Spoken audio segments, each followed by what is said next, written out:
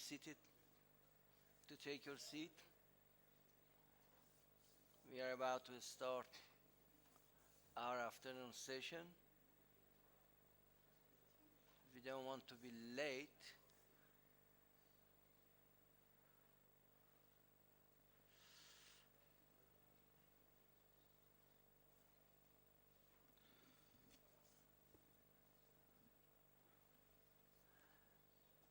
The item we are going to discuss this afternoon is the extraterritorial application of national legislation, sanctions imposed against third parties. We start this issue with the statement of the Secretary General. You have the floor, sir. Thank you, Excellency, Mr. President.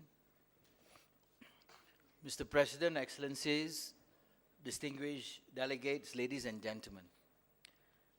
The topic, extraterritorial application of national legislation, sanction imposed against third parties, has been an important agenda item of ALCO.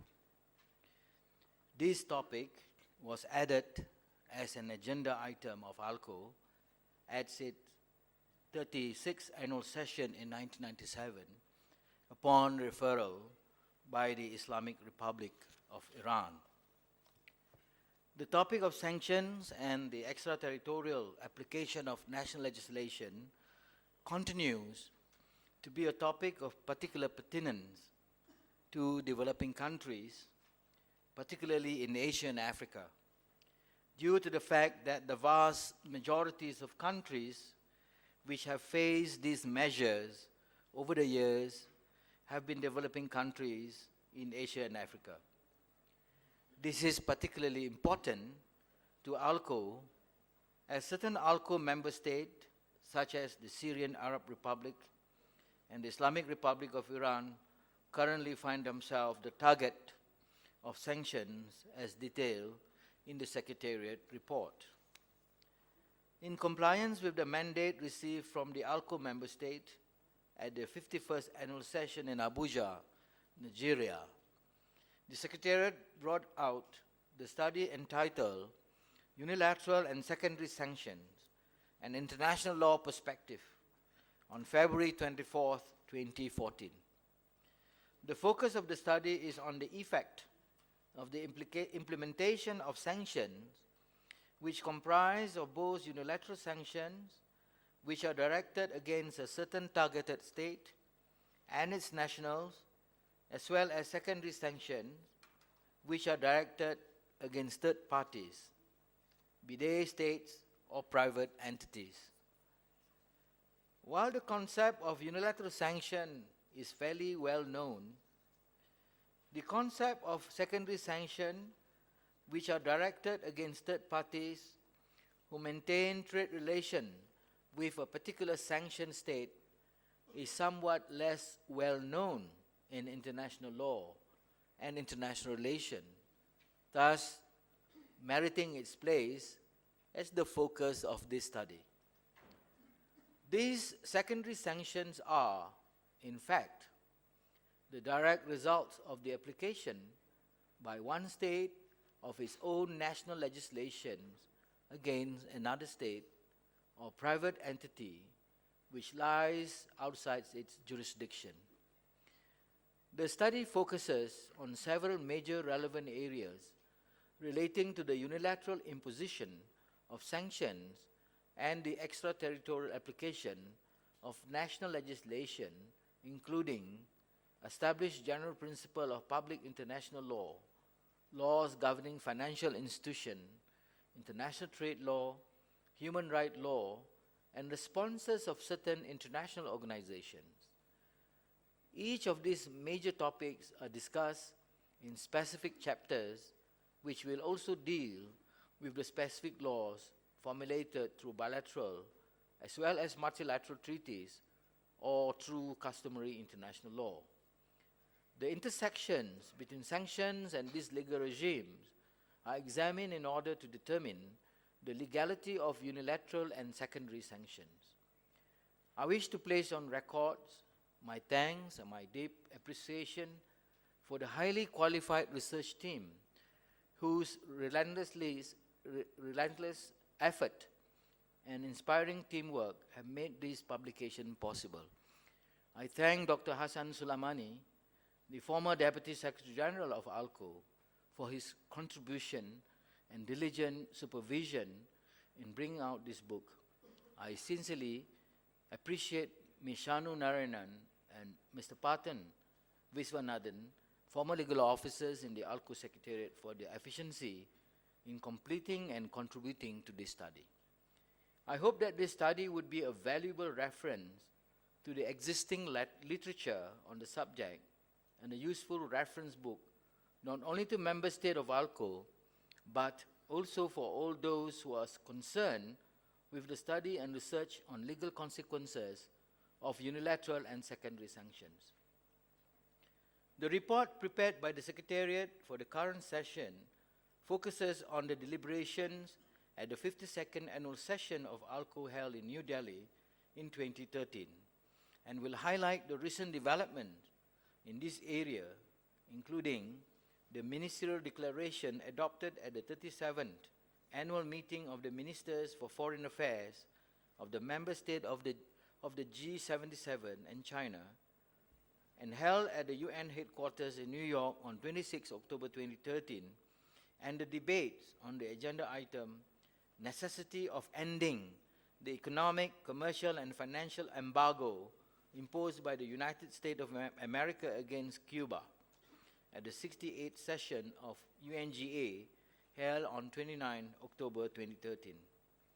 A half-day special meeting on the topic extraterritorial application of national legislation was held in conjunction with the 52nd annual session of ALCO at New Delhi in 2013. The distinguished panelists for the meeting were Dr. Rohan Pereira, former member of the ILC from Sri Lanka, Professor Vera Gaulan Dabas, Professor International Law, Geneva Institute of International Studies, Professor Gandhi, Professor and Executive Director, Center for International Legal Studies, Jindal Global Law School, and Dr. Rajesh Babu, Associate Professor, Indian Institute of Management, Calcutta. The theme of the meeting explored the interaction of unilateral and secondary sanction with various areas of international law and international relations.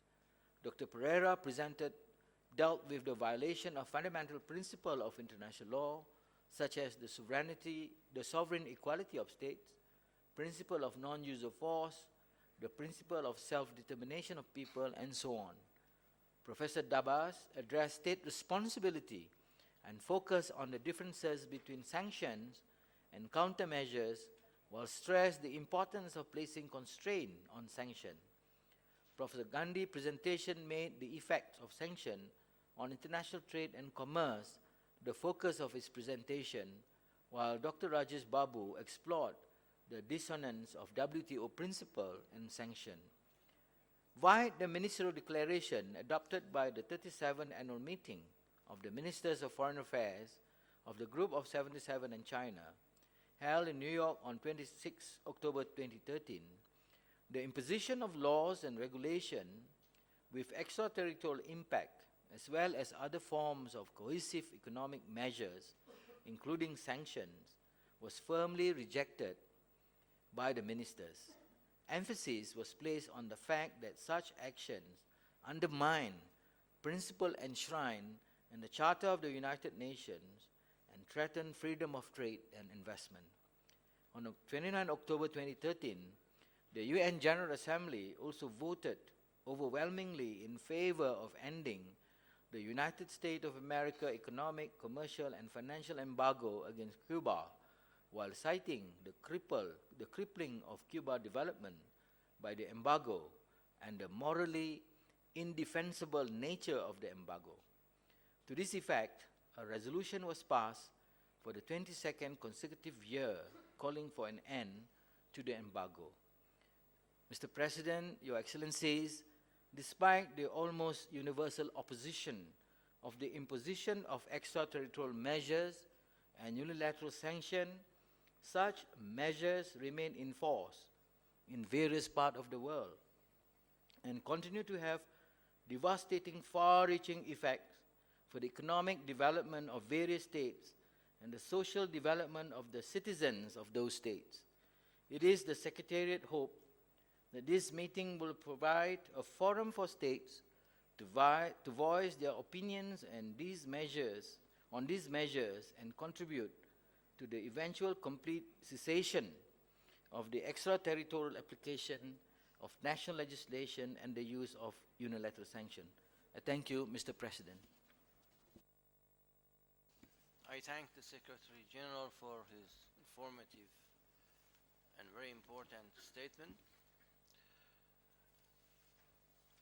The floor is open for any intervention or suggestion or expression of the views. On my list, I have Syria. The distinguished representative of Syria has the floor. شكرا سيد الرئيس. أيضا أؤيد ما ذكرتم. نشكر شكركم للسيد الأمين العام على تقريره المفصل والهام لهذا التقرير لهذا البند وعلى الإحاطة التاريخية أيضا والخلفية التاريخية لاقتراحه. كما نعرب عن سعادتنا أيضا أنه أشار إلى امتدادات هذا الموضوع وتأثيره على البلدان النامية، وهي فعليا المتأثر بهذه العقوبات. أيضا إشارته إلى ما تتعرض له كوبا والبند الذي يناقش في إطار الجمعية العامة ورفض المجتمع الدولي بأغلبية ساحقة لهذه المنظومة من العقوبات الثنائية التي تفرضها الولايات المتحدة بصورة رئيسية، والآن ينضم إليها الاتحاد الأوروبي تجاه بعض الدول. السيد الرئيس، هذا البند يتضمن انتهاكين للقانون الدولي.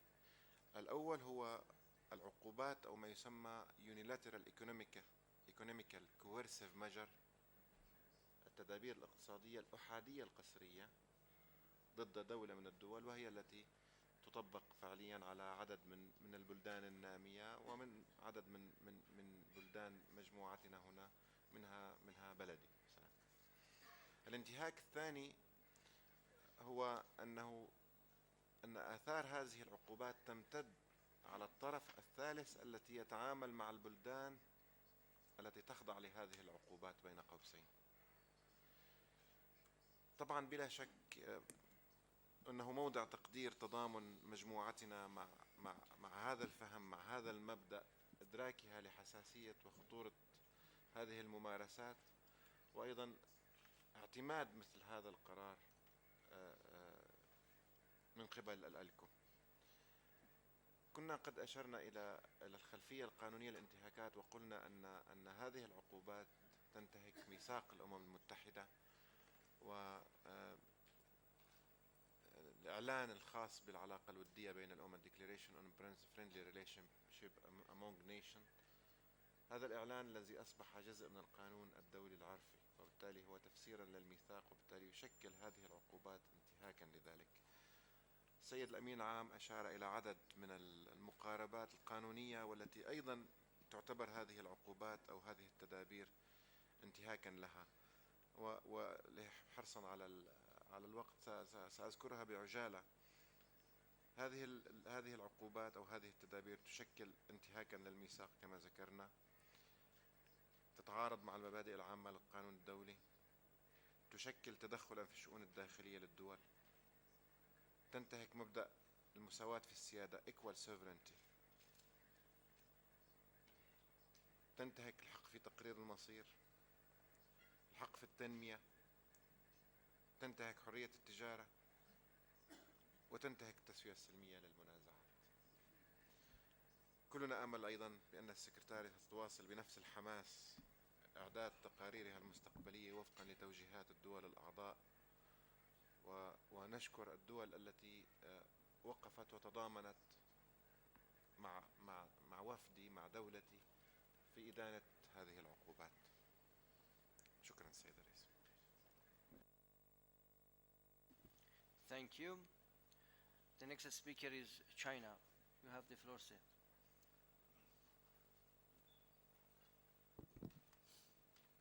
Thank you, Mr. President. The Chinese delegation appreciates the publication of the study, Unilateral and Secondary Sanctions, an International Perspective, by the Secretariat and its comprehensive and professional report on item extraterritorial application of national legislation, sanctions imposed against third parties for this session. In past decades, some individual countries, motivated by differences in values and ideology, frequently use its domestic law to impose unilateral sanctions against other countries, and even imposed decades of economic blockade in order to overthrow the regime of the targeted country and change its social system and development model. Those acts have met universal condemnation from the international community. In 2013, the United Nations General Assembly, for the 22nd consecutive year, overwhelmingly adopted a resolution 68/8, requiring the United States of America to end the economic, commercial, and financial embargo imposed against Cuba. This again demonstrates the illegality of the aforementioned unilateral sanctions.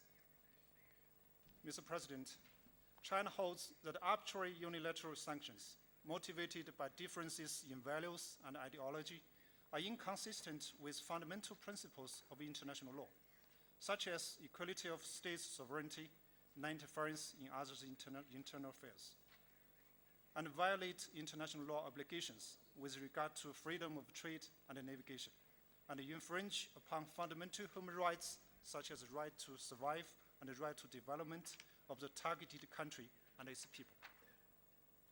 Some individual countries impose not only unilateral sanctions against the targeted country, but also sanctions against third parties having normal economic and trade relations with the targeted country. This is the so-called secondary sanctions. China contends that those secondary sanctions seriously violate the international law for the following reasons. First, secondary sanctions aim to coerce third parties to join the embargo imposed by the sanctioning state in order to realize de facto multilateral sanctions, which violates the sovereign rights of third states in making independent decisions on their external economic and political relations, and seriously breaches the principles of equality of states' sovereignty. And secondly, some countries' domestic laws on secondary sanctions, although prima facie only claim jurisdiction over its own nationals or entities, prohibiting them from entering economic or trade relations with any person or entity of a third party, in violation of the secondary sanctions. But in essence, those laws directly disturb or limit activities of individuals or entities of third countries, and indirectly force them to comply with the domestic laws of the sanctioning country. Thus, the sanctioning country, in effect, through the so-called secondary sanctions, obtains extraterritorial applicability of its domestic laws. This not only violates the territorial and national jurisdiction of third countries, but also infringes upon the legitimate rights and interests of individuals and entities of third country. And third, secondary sanctions directly breach the principle of free trade of the WTO and constitute illegal impediment to international trade. We noticed some individual countries uses the WTO's national security exemption clause as a pretext or excuse for its illegal sanctions. But China holds that secondary sanctions imposed by some individual countries, motivated by differences in values and ideology, have nothing to do with national security. It's in fact a misinterpretation and misuse of the national security exemptions under the WTO regime. Mr. President, China always holds that every country has the right to choose its own social system and development model in light of its national conditions, and any other country has no right to intervene. Countries should strive to solve disputes and conflicts through dialogue and consultation, and China strongly opposes any individual country that abuses its dominant position and advantages in international financial, economic, or trade fields to arbitrarily impose illegal unilateral sanctions on others. China hopes that ALCO will continue to pay close attention to the issues of extraterritorial application of national legislation, and calls upon all ALCO member states, with the research done by the Secretariat as a good basis, to speak out more actively and frequently in international fora. Thank you. Thank you. The next speaker is South Africa. You have the floor, madam. Thank you, Mr. President. Mr. President, distinguished delegates, the imposition of sanctions is not a new phenomenon. What is new, however, is the evolving nature and application of unilateral sanctions, which increasingly take the form of having secondary impact on third states. We meet at a time when many countries that are part of ALCO are grappling with the imposition of unilateral sanctions and their implications on third countries. We welcome that this matter is on the ALCO agenda and that a special study on the legal implications of the application of unilateral sanctions on third parties was done and a book released on the topic. Under Chapter 7 of the United Nations Charter, the UN can impose sanctions in the event of any threat to peace, breach of peace, or act of aggression. I would like to recall a statement made by Oliver Tambo at the International Conference on Sanctions against South Africa in 1981. He was appealing to the international community to impose comprehensive and mandatory sanctions against South Africa and said, "Action under Chapter 7 is the ultimate peaceful sanction provided for in the United Nations Charter.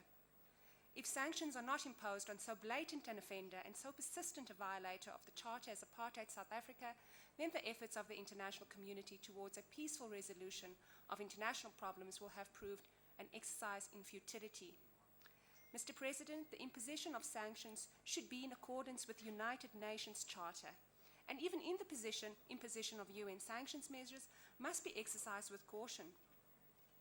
Targeted sanctions still raise fundamental questions in connection with basic principles of due process, and we welcome improvements such as Resolution 1904, which created the Office of the Ombudsman, and Annex 2 of the resolution, which lays out the functions of the Ombudsman. We continue to hope that that office shall further be strengthened and ensure greater protective mandates. We are further encouraged that the Security Council took account of the recommendations in document Introduction and Implementation of Sanctions by the UN, Annex to GA Resolution 64/115, when imposing and implementing sanctions. Mr. President, the extraterritorial application of unilateral sanctions impacts on the sovereignty of states and has detrimental economic, political, and social consequences. South Africa's Minister of International Relations has indicated that South Africa does not subscribe to the notion of unilateral sanctions as an instrument of international relations. The consequence of these sanctions on the sanctioned state and third states has serious economic consequences on trade, and economic relations between states are consequently curtailed. Various states have raised their objections to sanctions, especially their unilateral application, and on the 15th of March 2012, the UN Human Rights Council resolution provided that unilateral coercive measures in the form of economic sanctions can have far-reaching implications for the human rights of the general population of targeted states, disproportionately affecting the poor and most vulnerable classes. Long-term unilateral coercive measures may result in social problems and raise humanitarian concerns in states targeted. ALCO states must continue to work together in finding solutions to the issue of extraterritorial application of sanctions, and we wish to thank you for introducing this onto the agenda, and I thank you. Thank you. And the next speaker is Japan. Thank you, Mr. President. First of all, let me share our appreciation to the ALCO Secretariat for preparing a very detailed study on this agenda item. As stated previously by our delegation, we consider that the question of whether a certain sanction measure imposed by states, including those could involve extraterritorial application of domestic legislation, can be justified or not under international law, must be dealt with on a case-by-cases, taking into account various facts and circumstances pertaining to the case concerned.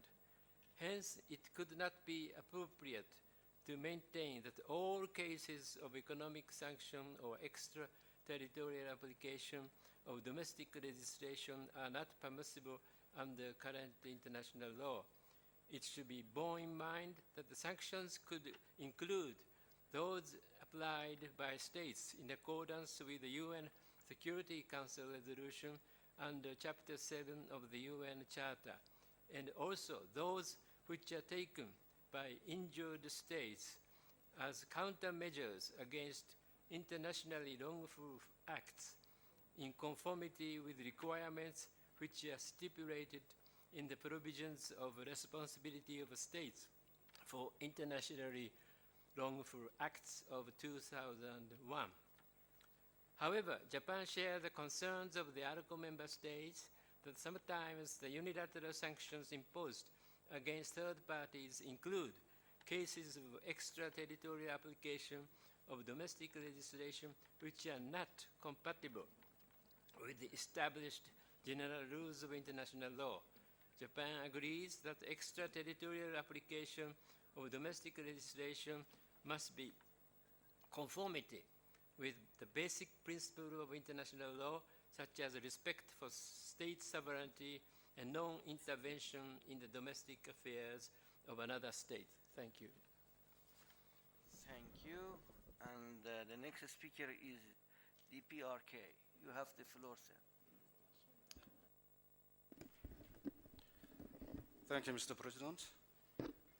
The question of extraterritorial application of national legislation over other countries for the purpose of a sanction has been raised by Islamic Republic of Iran for the first time in the history of ALCO during its 36th session held in Tehran in 1997. Since then, the deliberation on this item has made a due contribution to promoting the interests of sovereign states by legal means. I would like to highlight the point that the history of international relationship in the past tells us that this sanction could not resolve effectively the disputes between states, but rather had served as the main cause of deterioration of situations, bringing about growing sufferings amongst innocent people.